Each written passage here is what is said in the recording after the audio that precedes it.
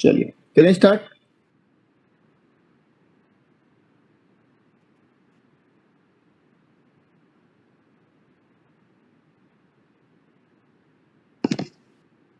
आप में से म्यूचुअल फंड का नाम किस किसने सुना है? म्यूचुअल फंड का नाम किस किसने सुना है? ओके, ठीक है। और म्यूचुअल फंड को अरेंज कौन करता है?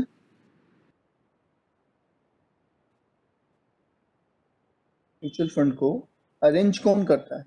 मतलब क्या होते हैं म्यूचुअल फंड, पता है किसी को?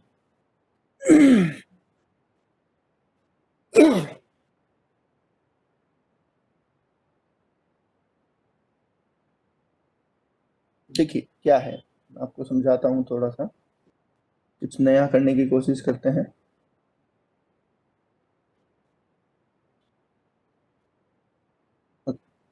देखिए, एक पर्सन है और ये है इन्वेस्टर। ठीक है, ये पर्सन क्या है? इन्वेस्टर है।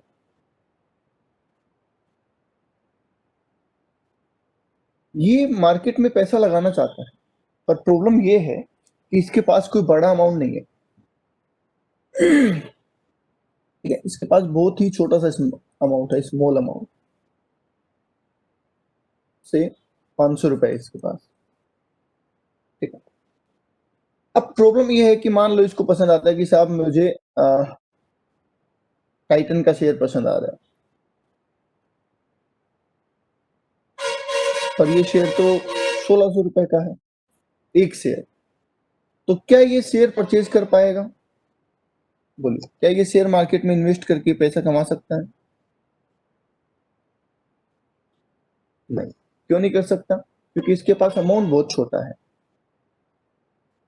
ठीक है, ये कहते जब मैं रिलायंस का शेयर खरीदूं, रिलायंस का शेयर 2200 रुपए का है, उसमें भी इन्वेस्ट नहीं कर सकता। ठीक है, तो ये बंदे मार्केट में इन्वेस्ट कैसे करेंगे? इनके पास पैसा कहाँ से आएगा? ये कैसे कमाएंगे? उसके लिए क्या किया गया, आप समझो। एक कंपनी बनाई गई। ठीक है? कुछ लोगों ने कहा कि भाई हम एक कंपनी बनाएंगे, जिसको जनरली एएमसी कहते हैं, एसेट मैनेजमेंट कंपनी। ठीक है, इन्होंने कहा कि आप ये 500 रुपए हमें दो। ठीक है, ये आप 500 रुपए हमें दे दो, हम कंपनी के शेयर तो नहीं, अपना एक शेयर मान लीजिए, जिसको हम बोलते हैं यूनिट, हम अपना एक हिस्सा तुमको दे देते हैं। और तुम जैसे बहुत सारे लोग होंगे जिनके पास छोटा छोटा अमाउंट है, हम सबसे पैसा लेंगे और उनको हमारा एक यूनिट दे देंगे। सपोज मेरा म्यूचुअल फंड का यूनिट है 200 रुपए का, तो मैंने कहा कि आप 500 रुपए मुझे दो या 600 रुपए मुझे दो, मैं आपको 3 यूनिट देता हूँ अपने। ठीक है, कि दूसरे बंदे के पास 400 रुपए इन्वेस्ट करने को है, तो इसे अपने 2 यूनिट दे दिए। एक छोटा बंदा और 200 रुपए इन्वेस्ट करना चाहता है, तो उसे 1 यूनिट दे दिया। ठीक है, क्या इस कंपनी के पास एक बहुत बड़ा अमाउंट क्रिएट हो जाएगा? इन छोटे छोटे अमाउंट को मिला के क्या कंपनी के पास बहुत बड़ा अमाउंट क्रिएट हो जाएगा? हाँ। और उस बड़े अमाउंट को क्या कंपनी किसी भी शेयर में लगा सकती है? वो एसबीआई में, रिलायंस में, क्या कंपनी कैपेबल है? यस। तो क्या हम ये कह सकते हैं कि इनडायरेक्टली इनका पैसा भी शेयर में इन्वेस्ट हो गया? बोलिए, कह सकते हैं सर? हाँ। अब बेसिकली मतलब ये हो गया, सपोज मैं कहता हूं कि इस कंपनी ने रिलायंस का एक शेयर खरीदा 2200 रुपए का, तो कहीं ना कहीं इसके पास भी कुछ पॉइंट उस शेयर का आ गया है इनडायरेक्टली। ठीक है, अब देखो यहां से इनकम होगी किसको?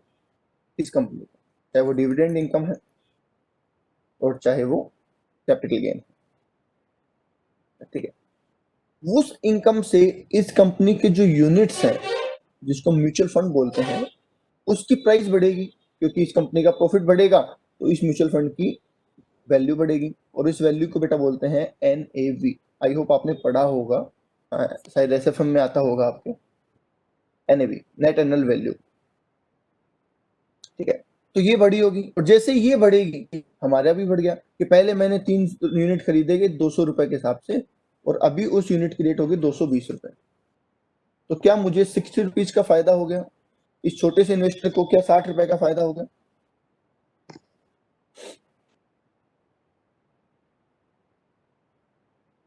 बोलिए। तो ये है बेटा म्यूचुअल फंड का काम, कि हम अपना पैसा डायरेक्टली कंपनी को ना देके किसको दे देंगे? एक मीडिएटर कंपनी, जिसको हम AMC, एसेट मैनेजमेंट कंपनी कहते हैं। ये कंपनी उस पैसे के बदले हमें अपनी यूनिट दे देगी, मतलब हमें अपने अंदर हिस्सेदारी दे देगी, और हमारे पैसे को आगे इन्वेस्ट कर देगी। जरूरी नहीं ये शेयर्स में इन्वेस्ट करें, ये इसको डेप्स में, गवर्नमेंट सिक्योरिटीज में, ये अलग अलग जगह इन्वेस्ट करती है, और इसी के हिसाब से रिस्क मैनेजमेंट होता है। ठीक है, इसी के हिसाब से एक वर्ड आता है रिस्क मैनेजमेंट, पढ़ा है आपने? ठीक, इनमें से सबसे ज्यादा रिस्की मैनेजमेंट किसका है, मतलब सबसे ज्यादा रिस्की इन्वेस्टमेंट कौन सा है? ये है शेयर वाला, सबसे ज्यादा रिस्क मैनेजमेंट इसमें है। ठीक है, इस higher the risk higher the return इसमें है, इसमें रिस्क भी ज्यादा होती है और रिटर्न भी ज्यादा होता है, क्योंकि शेयर मार्केट का कुछ भरोसा नहीं है ना। बोलिए हाँ है ना? ठीक है, इसमें रिस्क कम होती है क्योंकि इसमें फिक्स इनकम आनी होती है, तो जाहिर सी बात है रिटर्न भी कम होता है। और गवर्नमेंट सिक्योरिटीज तो टोटली सेफ है, तो इसमें रिटर्न बहुत कम होता है। तो आपने सुना होगा कि म्यूचुअल फंड है, डेट ओरिएंटेड है और इक्विटी ओरिएंटेड है, ये वर्ड आपने सुन रखा होगा, सुना हुआ है? तो इस वर्ड का मतलब ही ये है कि अगर पैसा डेट में इन्वेस्ट हो रहा है तो उसे डेट ओरिएंटेड कहेंगे, और अगर पैसा इक्विटी में इन्वेस्ट हो रहा है तो उसे इक्विटी ओरिएंटेड फंड कहेंगे। बता दीजिए एक बार, यहां तक क्लियर है? ठीक है, तो ये कंसेप्ट मैंने आपको इसलिए समझाया है, म्यूचुअल फंड हमें नहीं पढ़ना बेसिकली, पर मैंने ये कंसेप्ट आपको इसलिए समझाया है कि अब हमें पढ़ना है बिजनेस ट्रस्ट। हमें क्या पढ़ना है? बिजनेस ट्रस्ट, और वो बिल्कुल सिमिलर है किसके? इस म्यूचुअल फंड के। ठीक है, तो चलिए पहले मैं एक चार्ट बना रहा हूं, उसको आप ध्यान से समझेंगे, फिर अपन आगे चलेंगे। ठीक है?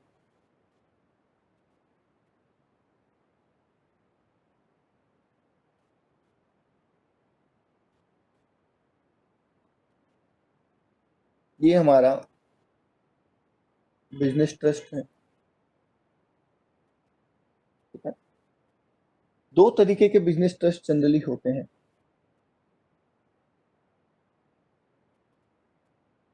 जिसमें एक होता है इंफ्रास्ट्रक्चर इन्वेस्टमेंट। जो इन्वेस्टमेंट कहाँ करते हैं? इंफ्रास्ट्रक्चर में करते हैं।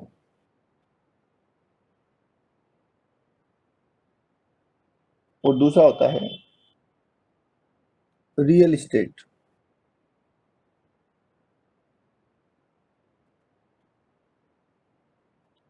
Investment trust. दूसरा होता है रियल एस्टेट इन्वेस्टमेंट ट्रस्ट। ठीक है, दोनों ही बिजनेस ट्रस्ट के ही रूप हैं। ठीक है, अब इसमें होता क्या है, ये बात आप ध्यान से समझिए। ये बिजनेस ट्रस्ट एक कंपनी में पैसा लगाता है, ठीक है, और या फिर ये किसी प्रॉपर्टी में पैसा लगाता है, या तो कंपनी में पैसा लगाता है या प्रॉपर्टी में पैसा लगाता है।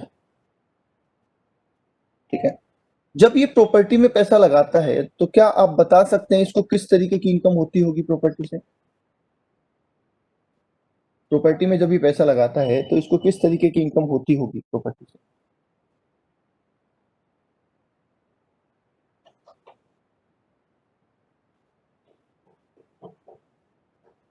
CG। और तो यहाँ पे इसको दो तरीके की इनकम होती है, rent and CG, rental income और कैपिटल।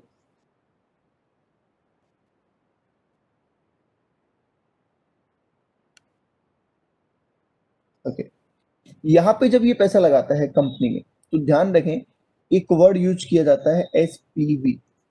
सुना है किसी ने? बताइए, किसी ने सुना है? एसपीवी क्या मतलब होता है? Special purpose vehicle. ठीक है, नाम से ऐसा लगता है कोई गाड़ी होगी, कोई गाड़ी नहीं होता। एसपीवी का मतलब होता है बिजनेस ट्रस्ट ने अगर किसी इंडियन कंपनी में कंट्रोलिंग इंटरेस्ट ले रखा है, कंट्रोलिंग मतलब 51% से ज्यादा, अगर बिजनेस ट्रस्ट का किसी कंपनी में कंट्रोलिंग इंटरेस्ट है, तो वो कंपनी बिजनेस ट्रस्ट के लिए क्या हो जाएगी? एसपीवी हो जाएगी। ओके, अच्छा यहां से क्या क्या इनकम आएगी?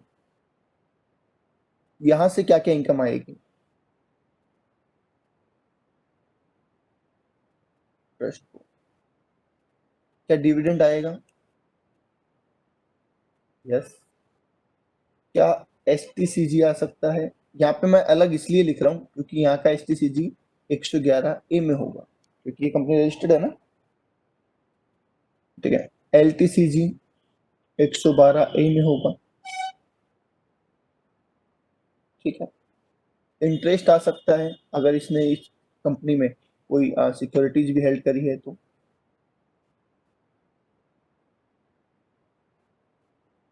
ठीक है, और कोई अदर इनकम भी हम लिख लेते हैं, क्योंकि जब सिक्योरिटीज दूसरी भी हेल्ड करते हैं तो अदर इनकम भी हो सकती है।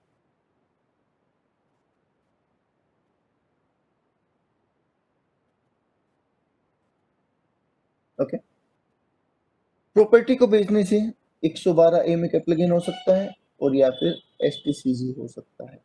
ये लॉन्ग टर्म हो गया, वो शॉर्ट टर्म हो गया, दैट्स इट। जनरली यही इनकम होती है। बताओ, इज दैट क्लियर?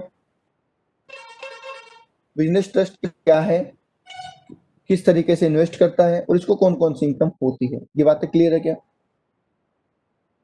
ठीक है, अब यहाँ पे हम हैं। हम कौन है भाई? हम है यूनिट होल्डर। किसके यूनिट होल्डर? कंपनी के या बिजनेस ट्रस्ट के? बताइए, हम कंपनी के यूनिट होल्डर हैं या बिजनेस ट्रस्ट के?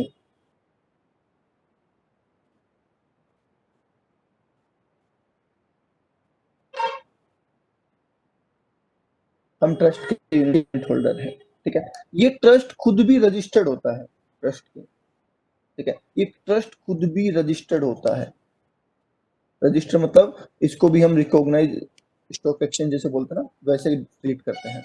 मतलब इसकी यूनिट से होने वाला फायदा भी 111 और 12 में कवर होगा, ऐसा हमको ध्यान रखना। चलिए, अब हमें इनकम कौन देगा भैया? ध्यान से सुनना। हमने ट्रस्ट की इनकम समझ ली, अब यूनिट होल्डर की इनकम समझना। यूनिट होल्डर को इनकम कौन देगा? तो कुछ इनकम तो ऐसी होती है जो ट्रस्ट सीधे पास ऑन कर देता है, किसको? यूनिट होल्डर को। मतलब इसने कमाई और एज इट इज उसको पास ऑन कर दी, किसको? यूनिट होल्डर को।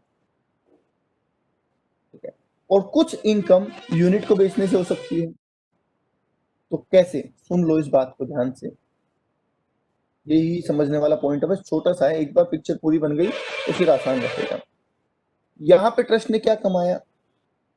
इंटरेस्ट कमाया, और वो इंटरेस्ट एज इट इज वो चाहे तो ट्रांसफर कर देगा, किसको? यूनिट होल्डर को। नेचर भी चेंज नहीं करेगा, as it is pass on कर देगा, किसको? यूनिट होल्डर को। यहाँ पे ट्रस्ट ने क्या कमाया? रेंट, और वो इनकम भी वो as it is pass on कर देगा, किसको? यूनिट होल्डर को। ओके, और उसके अलावा यूनिट होल्डर के पास यूनिट भी तो है। क्या उस यूनिट को बेचने से यूनिट होल्डर को एसटीसीजी या एलटीसीजी हो सकता है?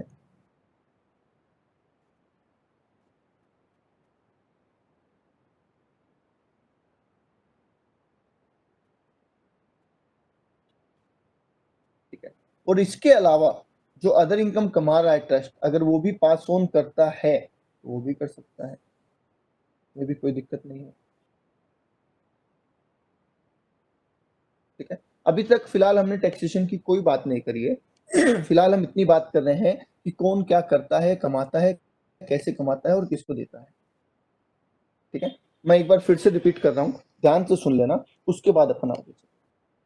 बिजनेस ट्रस्ट एक ऑर्गेनाइजेशन है जो एक मीडिएटर का काम करते हैं। दो तरीके के बिजनेस ट्रस्ट हैं, एक इंफ्रास्ट्रक्चर इन्वेस्टमेंट ट्रस्ट, ठीक है, और एक real estate investment trust. Infrastructure investment trust generally Indian company में कंट्रोलिंग इंटरेस्ट एक्वायर करते हैं और उसमें पैसा इन्वेस्ट करते हैं, जिसको एसपीवी वर्ड दिया जाता है, उसको एसपीवी बोलते हैं, स्पेशल पर्पज व्हीकल। और आरईआईटी ट्रस्ट जो है, रियल एस्टेट इन्वेस्टमेंट ट्रस्ट जो है, वो जनरली प्रॉपर्टी में इन्वेस्ट करते हैं। ऑडियो आ रहा नहीं आ रहा? आयुषी कह रहे हैं ऑडियो नहीं आ रहा, एक बार बता दो भाई, ऑडियो आ रहा है क्या?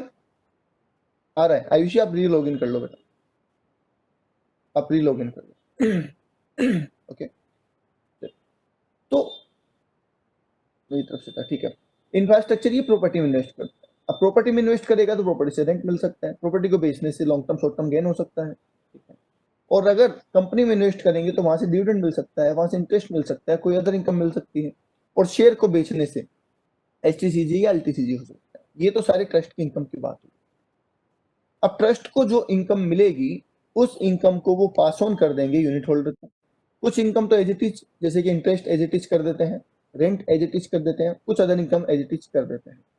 बाकी जो इनकम बचती है वो ट्रस्ट अपने पास रख लेता है, जिससे ट्रस्ट की जो यूनिट वैल्यू होती है वो बढ़ जाती है, और उन यूनिट को बेचने से यूनिट होल्डर को फायदा होता है, तो उसे एच टी सी जी 111A और 12A में कवर कर लिया। एक बार के लिए बता दो, क्या यहाँ तक बातें क्लियर है? तो फिर हम टैक्सेशन पे चलेंगे, बहुत छोटा सा टॉपिक है ये।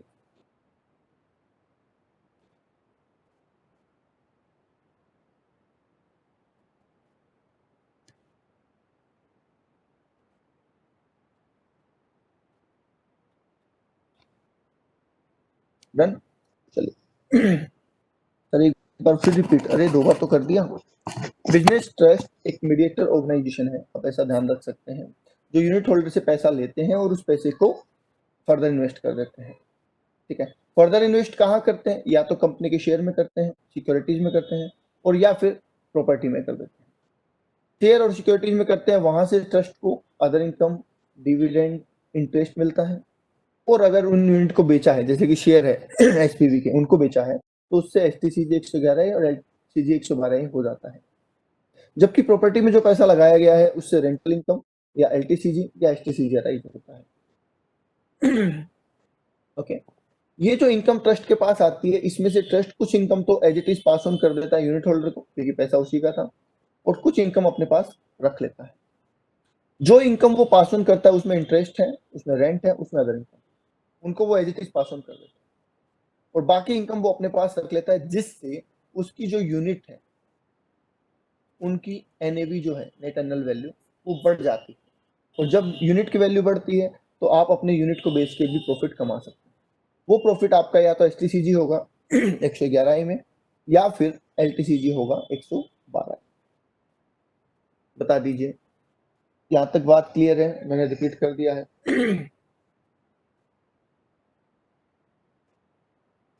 ठीक, अब हमें दो लोगों का टैक्सेशन पढ़ना है, एक ट्रस्ट का और एक यूनिट होल्डर का। बोलिए, सही कह रहा हूँ? एक ट्रस्ट का और एक यूनिट होल्डर का, दो लोगों का टैक्सेशन पढ़ लो, बात खत्म। ठीक है, तो सबसे पहले ट्रस्ट का पढ़ते हैं, है ना। ट्रस्ट को क्या क्या मिला वो देखो। इंटरेस्ट मिला ट्रस्ट को, तो आप इंटरेस्ट को क्या करेंगे? एग्जम्प्ट करेंगे। मैं हाईलाइट कर दूं इसको। इंटरेस्ट इनकम ट्रस्ट के लिए क्या होती है? एग्जम्प्ट होती है। ओके, दूसरी मेन इनकम क्या मिलती है? रेंट। रेंट भी ट्रस्ट के लिए क्या होता है? एग्जम्प्ट होता है। लो जी, दो मेन इनकम तो खत्म हुई। इंटरेस्ट इनकम और रेंटल इनकम दोनों ही ट्रस्ट के लिए क्या होती है? टैक्स फ्री होती है, ठीक है। फिर ट्रस्ट को मिलता है एलटीसीजी। यहाँ पे, तो यहाँ पे तो आप जानते हैं एलटीसीजी पे रेट कितनी लगनी चाहिए, खुद बता दीजिए आप। 20%, जो सब पे लगती है 112 पे।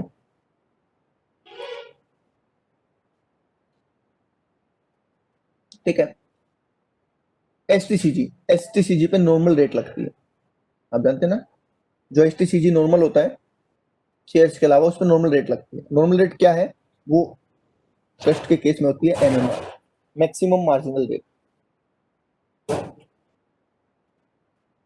ट्रस्ट की जो नॉर्मल रेट है वो एमएमआर है।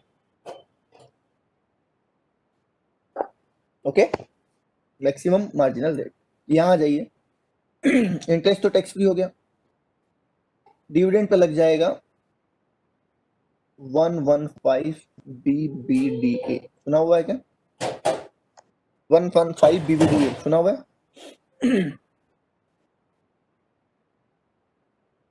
वो लग जाएगा। एसटीसीजी 111A पे कितना लगना चाहिए टैक्स, बोलो? मैं कुछ भी नया नहीं बता रहा हूँ अभी तक। अरे भाई क्या बोल गए, कुछ इतना बड़ा मैसेज किसी ने लिखा था, वो निकल गया देखो चैट में, मैं पढ़ नहीं पाया क्या लिखा हुआ है।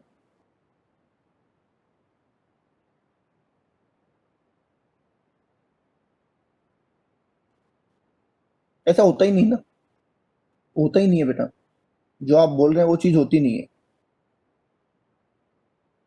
ठीक है, पहले ये समझ लो फिर मैं बताता हूँ आपकी बात।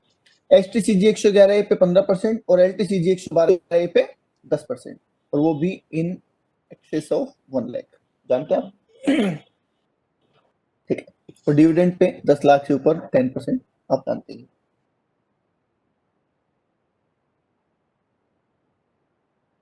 बाकी जितनी भी इनकम बच गई, अदर इनकम, उन पे क्या लगेगा, एमएमआर। मैं हाईलाइट कर देता हूँ तो आपको दिख जाए, क्योंकि अपना काफी कम स्पेस में हम कवर कर रहे हैं। लो जी, मैंने सारी रेट्स हाईलाइट कर दी है। ठीक है, दोबारा सुन लीजिए। इंटरेस्ट और रेंटल इनकम एग्जम्प्ट है, सबसे मेन तो आपको यही ध्यान रखना है, इंटरेस्ट और रेंटल इनकम ट्रस्ट के लिए एग्जम्प्ट है। एलटीसीजी 111 है तो 15, 112 है तो 10, और नॉर्मल है एलटीसीजी तो 20%। एसटीसीजी नॉर्मल है तो एमएमआर, और बाकी कोई इनकम है तो एमएमआर। डिविडेंड पे 115 बीबीडी है 10%। मतलब कुछ भी नया नहीं बोला है, जो रेट्स हमने पढ़ रखी है ऑलरेडी वही बातें की, सिर्फ एक बात नहीं कही है, और वो है कि इंटरेस्ट और रेंटल इनकम टैक्स फ्री। एक बार बता दीजिए मुझे, क्या हम ट्रस्ट की सारी इनकम पढ़ चुके हैं?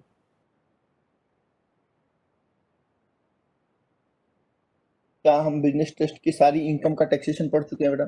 15 है, क्या लिखा है, 15 है।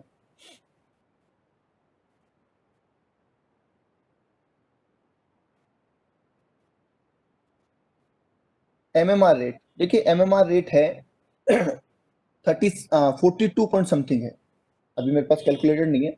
42 पॉइंट समथिंग है, 30 प्लस 37, 30 प्लस 37, हाँ 30 प्लस 37 प्लस 4, ऐसा है।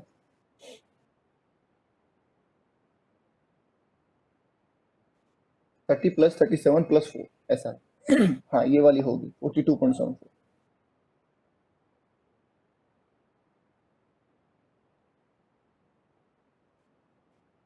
चलिए बोलो, यूनिट होल्डर पे आ जाऊं। 111 पे 15% है बेटा। हाँ जी बोलो, यूनिट होल्डर पे आ जाऊं बेटा। ट्रस्ट के टैक्सेशन में कोई डाउट नहीं है, यूनिट होल्डर पे चले।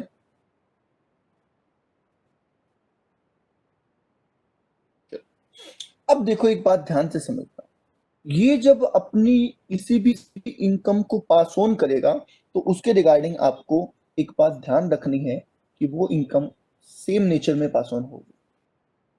सेम नेचर में पास ऑन होने का मतलब, अगर इसने इंटरेस्ट कमाया और इंटरेस्ट दे दिया, तो वो पाने वाले के लिए भी इंटरेस्ट इनकम ही रहेगी। इसने रेंट कमाया, रेंट दे दिया, तो पाने वाले के लिए भी रेंटल इनकम ही रहेगी। तो ये जो भी इनकम डिस्ट्रीब्यूट करेगा अपने शेयर होल्डर को सीधे पास ऑन करके, वो सेम नेचर में जाएगी। ठीक है, ओके डन। अब सुन लीजिए आगे, 35 प्लस 15 प्लस 4 होनी चाहिए। 35 प्लस 35 क्या है, 35 तो रेट ही नहीं है किसी की। 35 तो बेटा रेट ही नहीं है पूरे इंडिया में कहीं पे।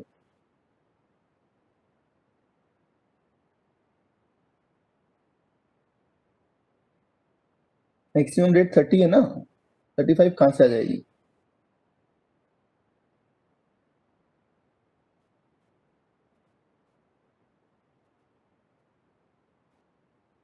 ओके, देन सुनिए बेटा, सरचार्ज 37% हो गया। वो तब हुआ करता था जब सरचार्ज मैक्सिमम 15% हुआ करता था। अभी सरचार्ज इंडिविजुअल में हमने पढ़ाया ना आपको, इंडिविजुअल में सरचार्ज कितना कितना हो गया है, 10, 15, 25, 37।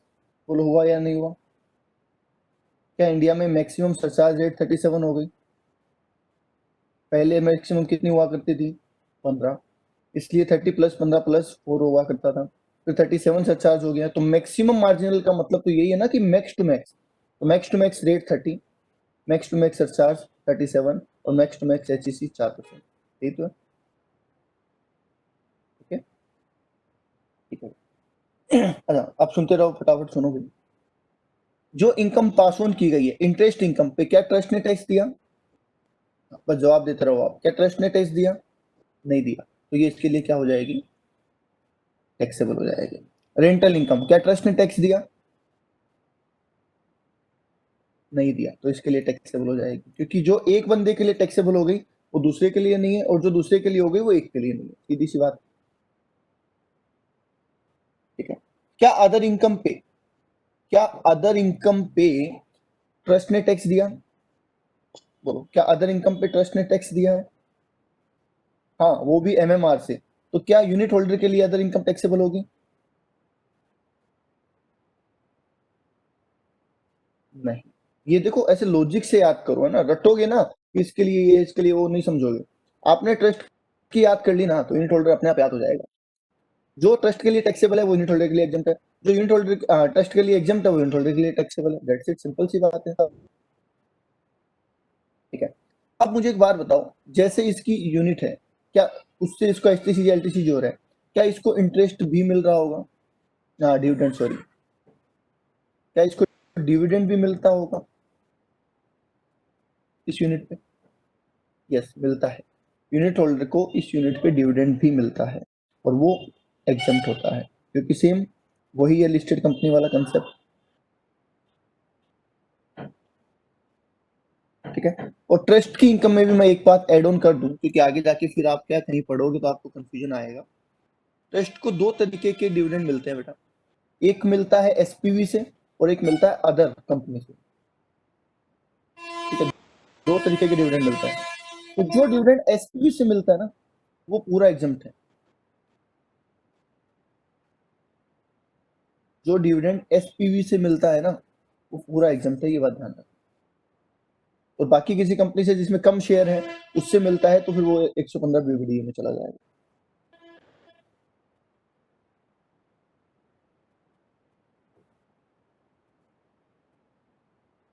बता दीजिए भाई, एक बार बात क्लियर है? ये वाला किस रेट से टैक्सेबल होगा यूनिट होल्डर के लिए, बोलो? 111A और 112A किस रेट से टैक्सेबल होगा यूनिट होल्डर के लिए?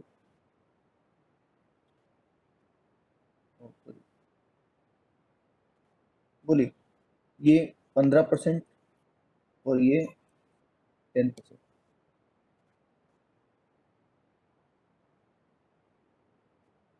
ओके।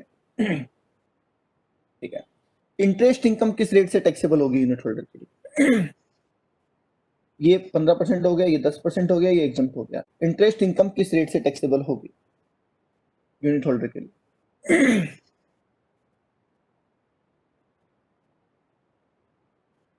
बोलिए बोलिए। इंटरेस्ट इनकम किस रेट से टैक्सेबल होगी यूनिट होल्डर के लिए? MMR स्लेब, भाई पता है क्या आपको? ये यूनिट होल्डर कौन है? अच्छा, पता है? ये यूनिट होल्डर कौन है ये पता है क्या आपको? ये कोई कंपनी हो सकती है, ये कोई नॉन रेजिडेंट हो सकता है, ये कोई इंडिविजुअल हो सकता है, पता है क्या? यूनिट होल्डर कौन है ये पता है आपको? ये कोई इंडिविजुअल है कि कंपनी है क्या? नहीं पता। तो जब आपको ये नहीं पता तो आप कोई भी डेट अगर कहते हैं तो वो आंसर गलत होगा। ठीक है, वो तुक्केबाजी हो जाएगी फिर। तो अपने को तुक्केबाजी नहीं करनी है, ध्यान से सुनो क्या। अगर ये यूनिट होल्डर नॉन रेजिडेंट या फॉरेन कंपनी है, नॉन रेजिडेंट या फॉरेन कंपनी है, बेटा नॉर्मल रेट, रुको रुको, आप रुको, वेट करो। ठीक है, ऐसे गलत हो जाएगा फिर। अगर ये यूनिट होल्डर नॉन रेजिडेंट है कोई भी, या फिर ये कोई फॉरेन कंपनी है, तो स्पेशल रेट बताई गई है इंटरेस्ट इनकम पे, और वो है 5%। ठीक है, स्पेशल रेट बताई है वो है 5%। 5%। और अगर बाकी कोई है जैसे इंडियन रेजिडेंट है या इंडियन कंपनी है या फर्म है, ऐसा कोई है, तो फिर उसके लिए नॉर्मल रेट लगेगी। Normal rate in the sense individual है तो स्लैब रेट, कंपनी है तो 30% और फर्म है तो 30% एक्सेट्रा। बोलिए बात समझ में आती है? ये मैंने इंटरेस्ट इनकम के लिए बताया। बोलिए भाई, बात समझ में आती है? इंटरेस्ट इनकम यूनिट होल्डर के लिए टैक्सेबल किस रेट से होगी? अगर यूनिट होल्डर नॉन रेजिडेंट या फॉरेन कंपनी है तो 5%, और बाकी कोई भी है तो नॉर्मल रेट जो भी उस बंदे पे अप्लीकेबल होगी। ठीक है, चलिए रेंटल इनकम की बात कर लेते हैं।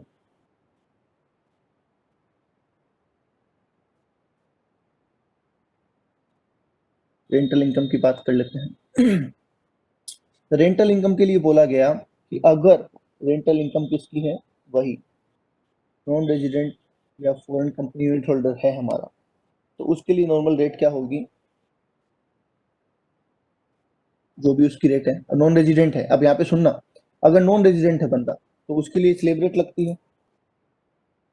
नॉन रेजिडेंट इंडिविजुअल है तो स्लेब रेट लगती है। और अगर फॉरेन कंपनी है तो 40% लगता है, जानते हैं आप अच्छे से। और अगर ये कोई और एसएससी है, इंडिया का कोई बंदा है, तो उसके लिए भी क्या वर्ड यूज किया गया है? नॉर्मल। बताइए भाई, यहाँ तक क्लियर है क्या?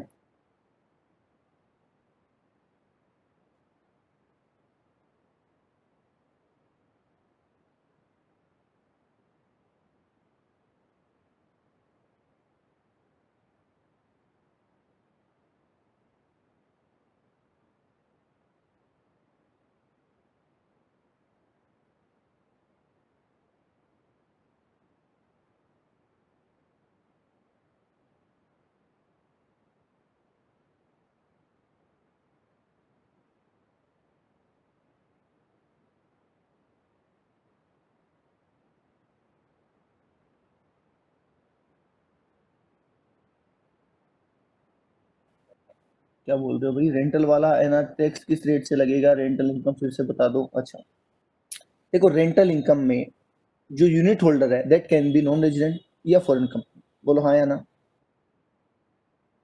नॉन रेजिडेंट या फॉरेन कंपनी हो सकती है, नहीं हो सकती यूनिट होल्डर? हाँ, अगर है तो नॉर्मल रेट लगेगी। अब नॉर्मल रेट क्या? नॉन रेजिडेंट इंडिविजुअल है तो बोलो क्या रेट लगनी चाहिए?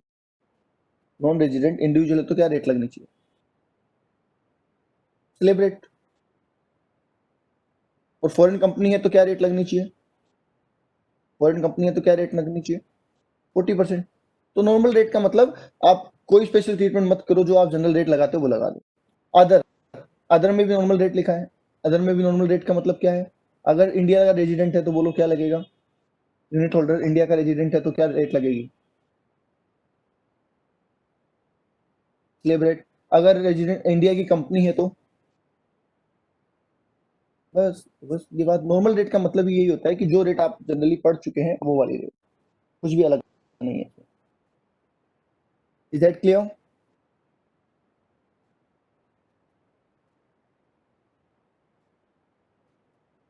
अब बता दीजिए फाइनल कमेंट। ठीक है। बाकी इनकम एग्जम्प्ट होती ही है, तो सोचने वाली बात ही नहीं है। कुल मिला के ये रही टैक्स रेट यूनिट होल्डर के हैं।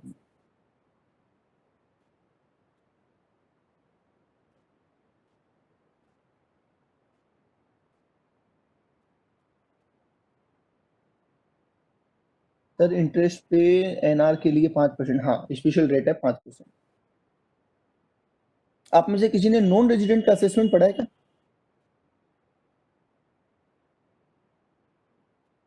किसी ने नॉन रेजिडेंट का असेसमेंट पढ़ा है कभी? अभी तो पढ़ा होगा, आप पहली बार थोड़ी डीटी पढ़ रहे हो।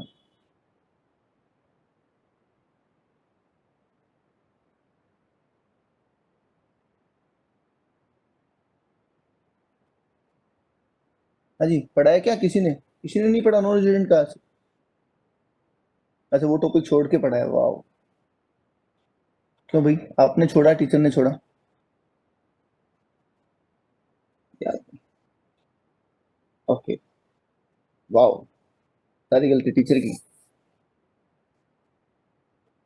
चलो भाई, सुनो, जब हम नॉन रेजिडेंट का असेसमेंट पढ़ते हैं तो बेटा एक स्पेशल रेट होती है, स्पेशल रेट आप पढ़ोगे वहां पे, हम चैप्टर नंबर 2 पढ़ेंगे तो आप पढ़ेंगे 115 A section, 115 A C, 115 A B, ठीक है, 115 ए डी, ऐसे कुछ सेक्शंस हैं हमारे पास जिनमें स्पेशल रेट बताई गई है नॉन रेजिडेंट के लिए, ठीक है। तो नॉन रेजिडेंट के लिए जनरली क्या किया जाता है, दो ऑप्शन दिए जाते हैं उनको, ध्यान से सुनो। नॉन रेजिडेंट को बेसिकली दो ऑप्शन दिए जाते हैं, जिसमें पहला ऑप्शन उनको कहा जाता है कि जैसे हमारा टैक्सेशन होता है वैसा आप टैक्सेशन करवाना चाहो करवा सकते हो, और दूसरा स्पेशल रेट का होता है। स्पेशल रेट के अंदर ये कहा जाता है कि भाई हम आपको किसी खर्चे की कोई छूट नहीं देंगे, तो ही हम आपको कुछ डिडक्शन नहीं देंगे, सीधा सीधा आपकी स्पेशल रेट बता रहे हैं उतना टैक्स दे दो, ताकि आपको भी झंझट में ना फंसना पड़े। आप सोचो एक बंदा बाहर से आया, उसने थोड़ी सी इनकम कमाई, आप उसको कहोगे कि भैया डिडक्शन क्लेम कर ले, सेट ऑफ कर ले, क्लबिंग कर ले, वो परेशान हो जाएगा कि भैया है क्या ये, मुझे तो समझ ही नहीं आ रहा। उनके लिए स्पेशल रेट रखी गई है कि आपको कुछ नहीं करना, 1 लाख मिला है 5% तो जाओ बात करो, तो उनके लिए स्पेशल रेट रखी गई है, समझ रहे हैं? कि उनके लिए लिटिगेशन ज्यादा ना हो, कॉम्प्लेक्स ना हो इनकम टैक्स, इसलिए नॉन रेजिडेंट को कहा गया कि आपके लिए तो हर रेट पे, हर इनकम पे हम एक स्पेशल रेट रख रहे हैं, आप तो उस पर टैक्स पे करो और जाओ, खत्म बात। आपको कोई कैलकुलेशन करने की, कोई अकाउंट मेंटेन करने की जरूरत नहीं पड़ेगी अगर आप स्पेशल रेट में जाते हैं तो, ठीक है, इसलिए स्पेशल रेट लेते हैं। Is that clear? चलिए इस टॉपिक का लास्ट पॉइंट और समझ लीजिए, इस टॉपिक का लास्ट पॉइंट और समझ लीजिए। मुझे एक बात बताओ, जब ये बिजनेस ट्रस्ट अपने यूनिट होल्डर को इनकम बांट रहा है तो क्या इसकी ड्यूटी बनती है टीडीएस काटना? बोले, जब ये अपने यूनिट होल्डर को इनकम बांट रहा है तो क्या इसकी ड्यूटी बनती है टीडीएस काटना? क्योंकि हमारे इंडिया का इनकम टैक्स कहता है ना कि अगर आप किसी को टैक्सेबल इनकम दे रहे हैं तो आपको उसका टीडीएस भी काटना पड़ेगा।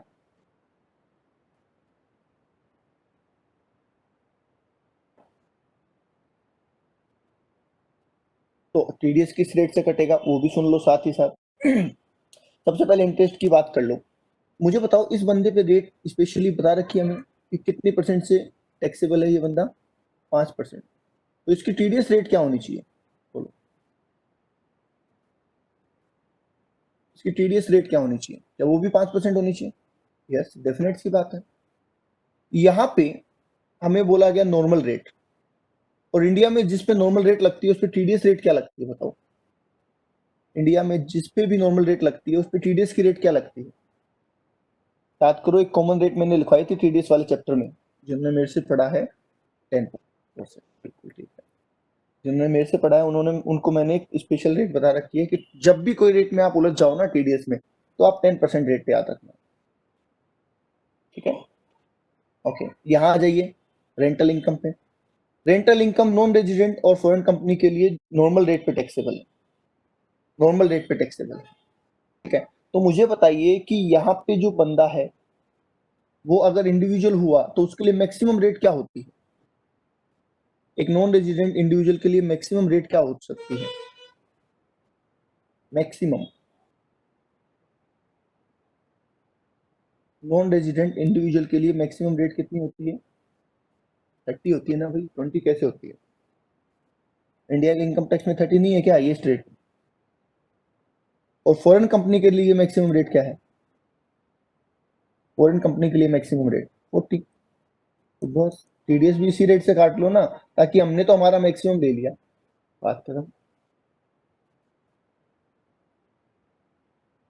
ठीक है। और इंडिया वाले के लिए नॉर्मल रेट बोली गई है, तो बताओ नॉर्मल रेट में टीडीएस किस रेट से काटते हैं?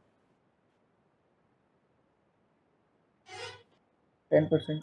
वो 10%, दिमाग पे बिल्कुल जोर डालने की जरूरत नहीं है अगर आप तसल्ली से लॉजिकली पढ़ोगे तो। और अगर बोलते हैं ना कुछ ऐसे फटाफट फटाफट कर दूं, मैं भाग जाऊं, मैं जल्दी से कर दूं, मैं ऐसा कर दूं, मैं वैसा कर दूं, ऐसा मत करो भैया, ऐसा करोगे तो गड़बड़ी होगा। दोनों ही टीडीएस का section 194 LPA, that's it. NR का टीडीएस तो 20% आता है, किसने कहा मुझे पहले तो ये बताओ आप, किसने कहा एनआर का टीडीएस 20% ही आता है? 194 ई सेक्शन में जरूर 20% आता है, इसमें हम नॉन रेजिडेंट स्पोर्ट्स पर्सन की बात करते हैं। बाकी टीडीएस 195 में बोला गया है एज पर स्पेसिफाइड रेट, 120% ही आता है, ऐसा कहाँ लिखा है? ऐसा नहीं लिखा, समझ गए? सिंपल सा लॉजिक लगाओ, एक फॉरेन कंपनी को हमने इनकम दे दी, ठीक है, एक बार समझना, और उस पर हम अगर 20% टीडीएस काटेंगे, जो कि लगना चाहिए था उस पर टैक्सेबल है 40% के रेट पे, तो क्या गवर्नमेंट को 20% का नुकसान नहीं हो जाएगा? फॉरेन कंपनी के लिए इनकम टैक्सेबल है 40% से, और अगर मैं उसका टीडीएस काटूं 20% से, क्या गवर्नमेंट को नुकसान नहीं हो जाएगा?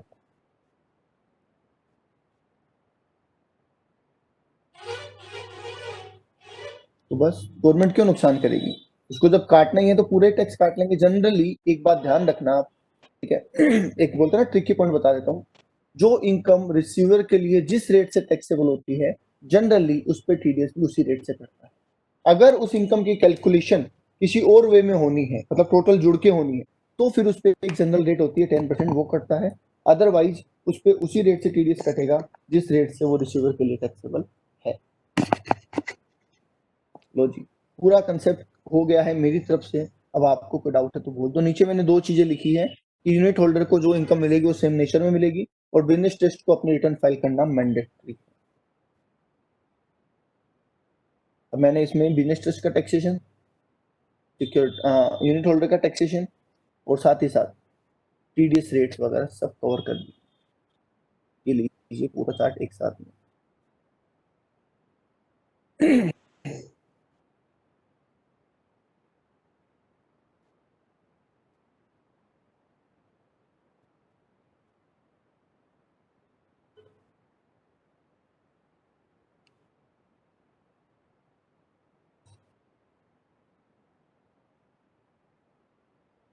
बोलो भाई, final comment, that clear?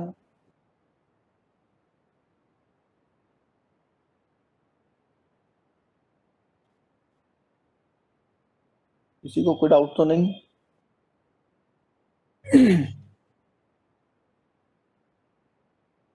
Screenshot किसी को लेना हो ले लो, फिर मैं आगे मूव कर रहा हूँ।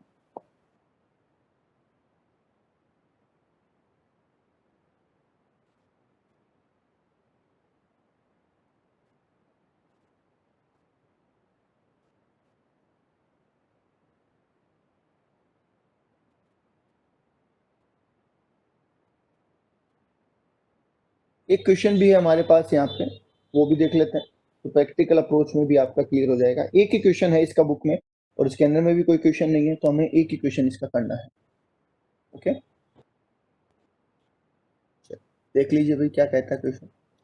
DEF a real estate investment trust, REIT, it owns house property in different parts of Maharashtra. Besides, it holds controlling interest in A Limited. मुझे बताइए, क्या DEF एक बिजनेस ट्रस्ट है? क्या A लिमिटेड जो है वो इसकी SPV है?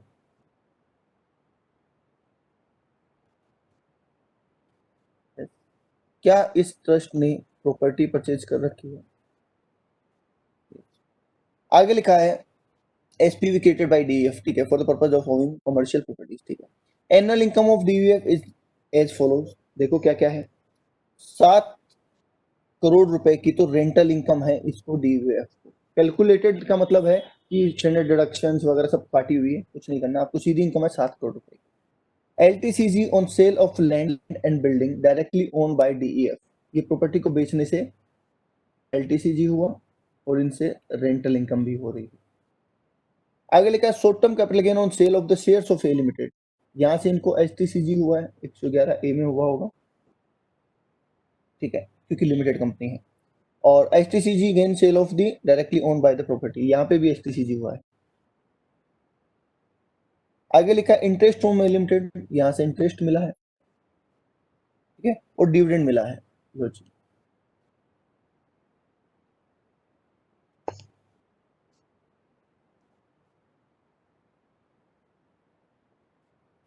सबसे पहले हम ट्रस्ट का टैक्सेशन कर ले, तो ट्रस्ट का तो यही कर दूं क्या, बिजनेस ट्रस्ट का टैक्सेशन। आप इसी में बता दो कौन कौन सी इनकम बिजनेस ट्रस्ट के लिए टैक्सेबल है। किस्सा खत्म, बोलिए। क्या 7 करोड़ रुपए बिजनेस ट्रस्ट के लिए टैक्सेबल है? बोलिए। नहीं है। क्या 20 करोड़ रुपए बिजनेस ट्रस्ट के लिए टैक्सेबल है? रेट छोड़ो, अभी रेट की बात मत करो, सिर्फ टैक्सेबल है या नहीं है।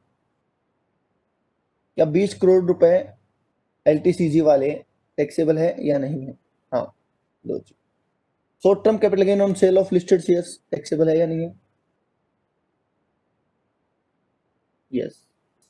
8 करोड़ रुपए short term capital gain on property, बोलिए टैक्सेबल है या नहीं है? यस। 13 करोड़ रुपए इंटरेस्ट टैक्सेबल है या नहीं है?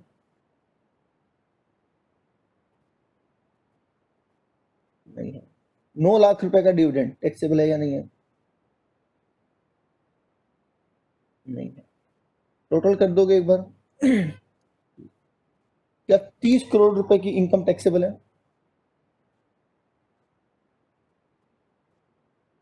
बस हो गया, एक पार्ट हमारा कंप्लीट। इतना ही पूछा था कि बिजनेस ट्रस्ट की इनकम बताओ, क्या 30 करोड़ रुपए आ गई income?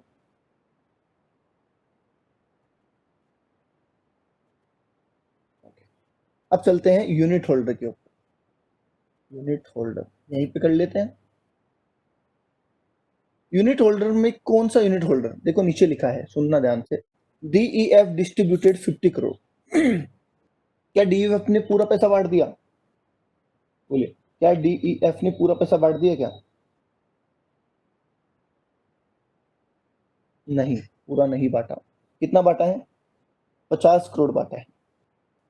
To its unit holder X, one of the unit holder, he holds 10% units in DEF. मतलब उसको यूनिट कितनी है? 10% है। तो बताओ, जब 5 करोड़ बांटा तो उस बंदे को कितना मिला होगा? 50 करोड़, सॉरी, 50 करोड़ बांटा तो 10% यूनिट होल्डर को कितना पैसा मिला होगा? 5 करोड़। क्या इसे 5 करोड़ मिला है? yes. मिस्टर एक्स को 5 करोड़ रुपए मिले हैं। अब ये 5 करोड़ की जो इनकम मिली है मिस्टर एक्स को, ये कौन सी इनकम है बता सकते हो आप? क्या ये रेंटल इनकम है, क्या ये एलटीसीजी है, क्या ये शॉर्ट टर्म है, क्या ये डिविडेंड है, क्या है ये 5 करोड़ की इनकम कौन सी है, क्या ये बता सकते हैं आप? नहीं बता सकते। तो क्या हम प्रपोर्शन मान लें कि टोटल इन्होंने कमाया 50.09, जिसमें से बांट दिया 50, तो क्या इसके प्रपोर्शन में कर दें? जैसे मान लो मैं ऐसा कर दूं कि भाई 5 करोड़ मिले, जिसमें से 7 करोड़ रुपए की इनकम इनकी थी, ट्रस्ट की, किसकी? रेंटल, और जिसमें से 50.09 करोड़ टोटल था। अगर मैं ऐसा कर दूं, ध्यान से समझना, तो क्या 5 करोड़ में रेंटल पार्ट निकल के आ जाएगा? Rental income 7 crore out of 50.09, और उसको मैं 5 करोड़ से अगर मल्टीप्लाई कर दूं, तो क्या रेंटल इनकम का पार्ट निकल के आ जाएगा? सिमिलरली मैं अगर यहाँ पे करूं 5 करोड़ मल्टीप्लाई बाय 20/50.09, बोलो सबके लिए ऐसा कर दूं चलेगा? क्या प्रोपोर्शन निकल के आ जाएगा? बोल देना किसी के समझ में नहीं आया हो तो। फिर 5 करोड़ मल्टीप्लाई बाय 2/50.09, और 5 करोड़ मल्टीप्लाई बाय 8.50.09, और दूसरी थी 13, तो 5 करोड़ इंटू 13/50.09, और लास्ट इज 5 करोड़ इंटू 0.09 और 50.09। बोलिए कि अगर मैं ऐसा कर दूं तो क्या सारे एलिमेंट प्रोपोर्शनेटली निकल के आ जाएंगे कि मुझे 5 करोड़ में क्या मिला? ठीक है। अब सारे निकालने की जरूरत नहीं है, ये तो मैंने समझाने के लिए लिखा है। आप सिर्फ वो निकाल दो जो यूनिट होल्डर के लिए टैक्सेबल है। बताइए, रेंटल इनकम यूनिट होल्डर के लिए टैक्सेबल है या नहीं है? रेंटल इनकम जो बटी है, क्या वो यूनिट होल्डर के लिए टैक्सेबल है या नहीं है? है। है। ठीक है, तो बता दो इसकी फिगर निकाल के फिर, अगर है तो इसकी फिगर निकाल के दे दो।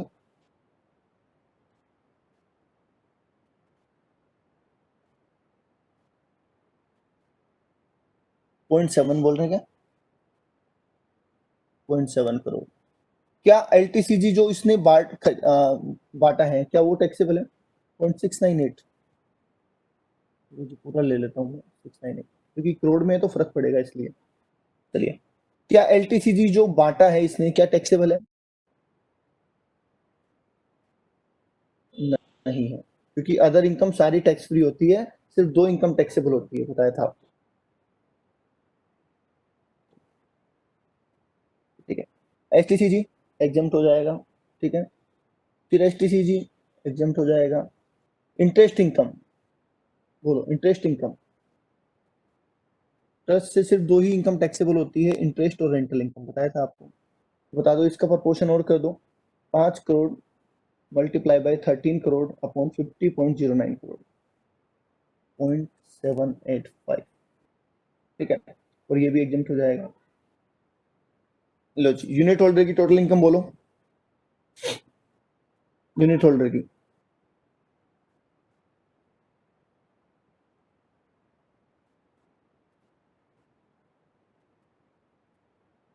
यूनिट होल्डर की टोटल इनकम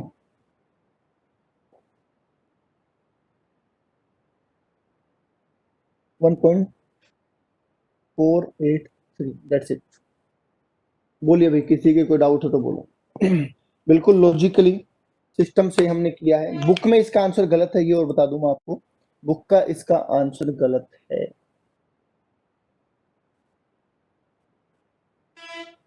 तो बुक का इसका आंसर गलत है।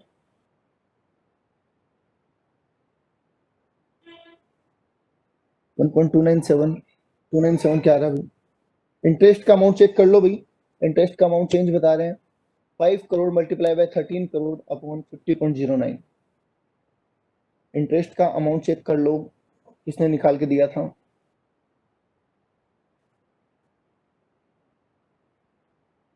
इंटरेस्ट अमाउंट चेक करके बता दो। ये वाला है 5 crore into 13 crore upon 50.09।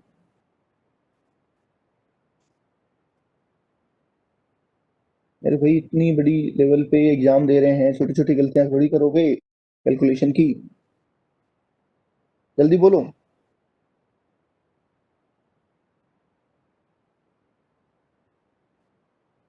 Audio आ रहा है मेरा?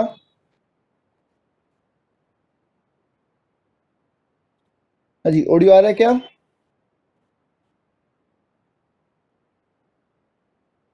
ऑडियो आ रहा है क्या?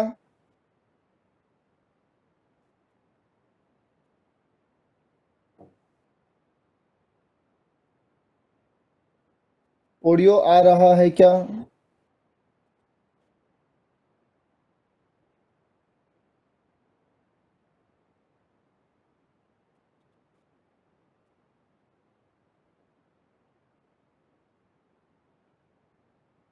ऑडियो आ रहा है क्या?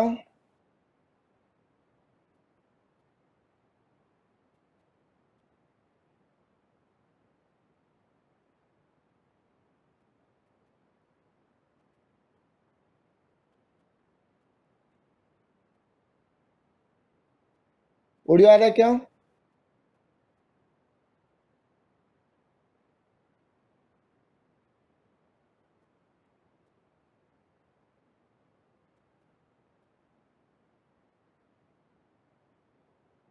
चलिए भाई, ये देख लेना।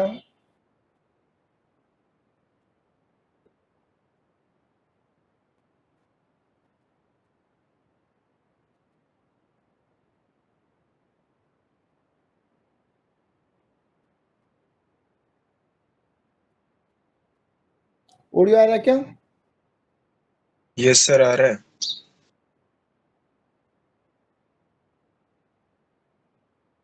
रिप्लाई करो फिर भाई, इंटरेस्ट का अमाउंट कितना आ रहा है? 1.297। 1.297, ठीक है, और ये आ गया 1.989। मैसेज नहीं आ रहे मेरे पास किसी के भी, क्या बात है? सर आपका नेट स्लो लग रहा है। ये भी हो सकता है। चलिए कोई बात नहीं। हाँ, क्वेश्चन समझ में आ गया? अभी एक मैसेज करना, कोई भी एक मैसेज यस करना। सर। आ गया, अभी आ गया, ठीक है, आने लग गया मैसेज। ओके, 1.989 बुक में इसका आंसर गलत है, ध्यान रखना, क्योंकि अपोन में 60 ले रखा है। वो पहले क्वेश्चन था, फिर उन्होंने क्या किया, फिगर तो चेंज कर दी है पर आंसर चेंज नहीं किया है, इसलिए बुक का आंसर रेफर ना करें। चलिए आज के लिए इतना ही। बता दीजिए एक बार कैसा लगा आपको ये बिजनेस ट्रस्ट।